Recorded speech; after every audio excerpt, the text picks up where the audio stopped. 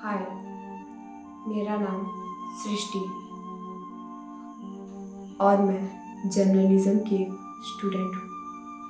मुझे news, articles और book पढ़ना बहुत पसंद है। आज मैं आपको एक कहानी सुनाऊंगी। ये कहानी मेरी दोस्त प्रिया की है। बात उस वक्त की है जब वो 8 साल की थी और ट्यूशन पढ़ने अपने पड़ोस के एक भैया के पास जाया करती थी। वो अकेले जाती थी और उसके भैया उसे गोद में बैठने को कहते थे। तब उसे रेप क्या होता है ये नहीं पता था।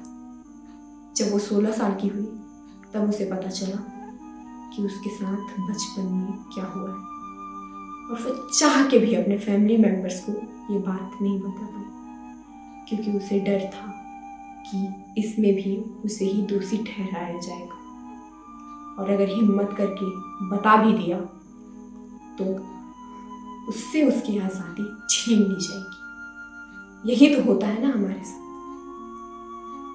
और प्रिया समाज, सरकार और एजुकेशन सिस्टम को अच्छी तरह से समझ चुकी थी, जो है चुप रहो, भूल जाओ, कुछ नहीं हुआ है। अगर ऐसा ही चलता रहा तो बस में, ट्रेन में, फुटपाथ पे चलते हुए और पार्क में अपनी आंखों से ही हमारा बलात्कार कर देंगे और कोई कुछ नहीं बोलेगा।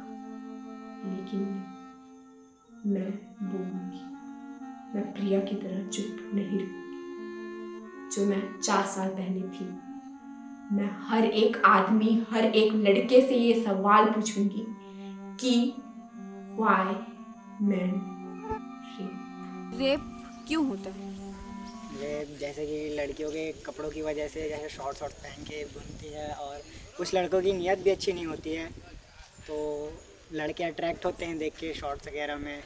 तो अच्छे कपड़े पहन के घूमना चाहिए, full sleeves and long and all.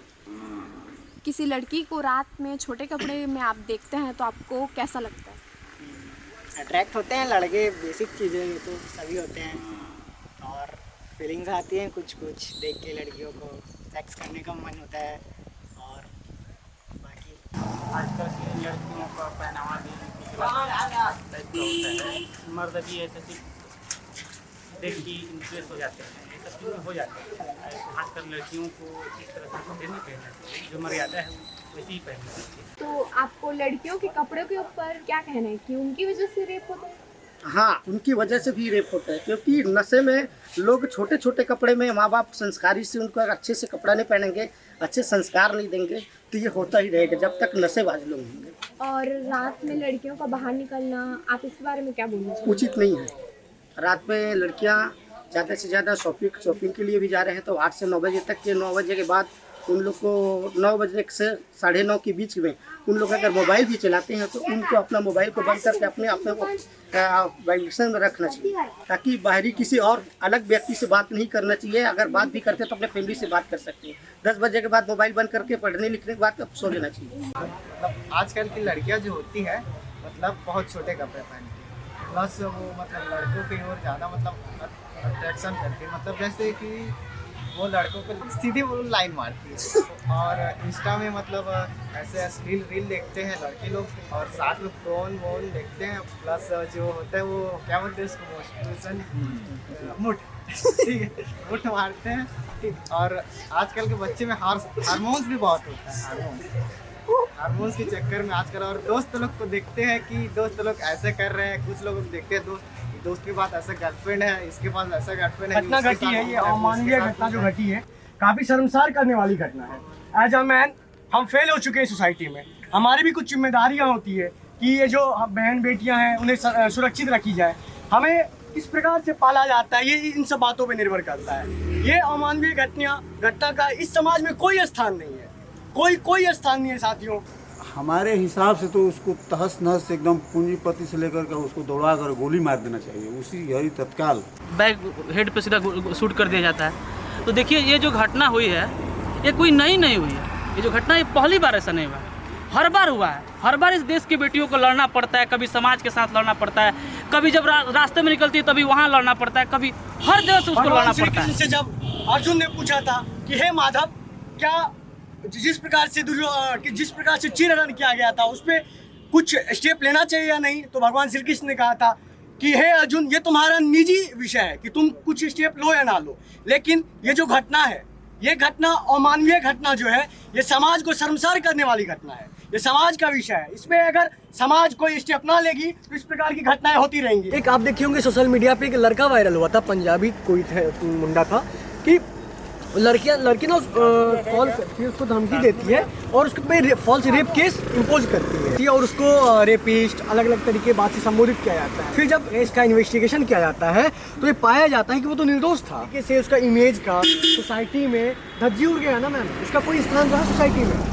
Public उसे क्लियरली रेपिस्ट कह के बोलने लगी। हम अगर लॉ ला लेते हैं इससे नहीं बदलने वाला है कुछ भी। मैं फिर एक वो लाइन दोहराता हूँ कि वे वेस्ट के एक बहुत बड़े दार्शनिक थे, उन्होंने कहा था कि अगर हम अपने बच्चे को अभी एजुकेट कर देते हैं ना तो उसे फ्यूचर में पनिश नहीं करना पड़ेगा। ये एजुकेशन कई प्रकार का होता है, डिग्री वाला भी होता है। आजादी है रात में ट्रैवल करने की। लीव दिस पॉइंट, रात में ही खाली हमारे साथ रेप्स नहीं होते, दिन में भी हमारे साथ एजुकेशन के कैसे वहां तक पहुंच हर चीज हर फिर भी उनकी जो जब तक देश स्थिति देखिए उनका किस प्रकार से समर्थन नहीं सपोर्ट नहीं मिला पीड़िता के परिवार को। इस बार सोसाइटी बदलने वाला है, हर कौन को अपने भाई पर अपील करना चाहिए। तुम ऐसा मत बनो फ्यूचर में कभी, पूरी उम्र भर ऐसा मत बनो किसी बहनों को ऐसा जलना पड़े, किसी बहनों के साथ ऐसा अत्याचार। 150 ग्राम सेवन एक आदमी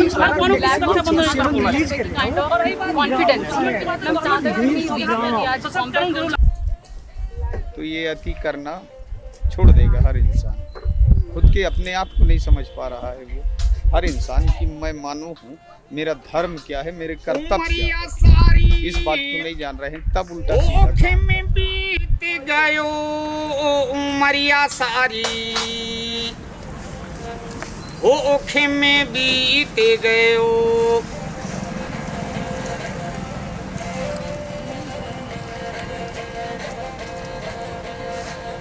पाँच बरसी वाह वाहला पानु बीते, 20 जमाने भयो।